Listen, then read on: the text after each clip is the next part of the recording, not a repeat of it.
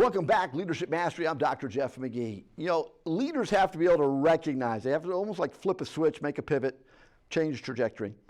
Once you become a core leader in those upper levels of an organization, you have to be able to see big picture and not be so pulled into the weeds every day. The weeds are the tactical. The weeds are the burning crisis issues. The weeds are, in essence, just all the SOPs to do whatever it is that's your business. You have to train, trust, empower, and resource your team to be able to work on those elements down there. As a leader, you have to be able to see bigger picture.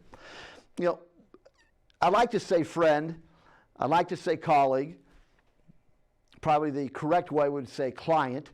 But there's a gentleman I really admire, and he's become, in essence, a mentor and a friend and a colleague and a client of a multi-billion-dollar financial institution. He has a great, powerful line. If I can't see you, I don't know you. If I don't know you, I can't promote you. A great line before COVID, during COVID, and post-COVID. So people may want to work virtual and remote, that's great, but then how do we stay connected so I get to know you, so I know how to promote you and advocate for you, and as a CEO to be able to look for those opportunities to say, hey, I need that talent on my executive team.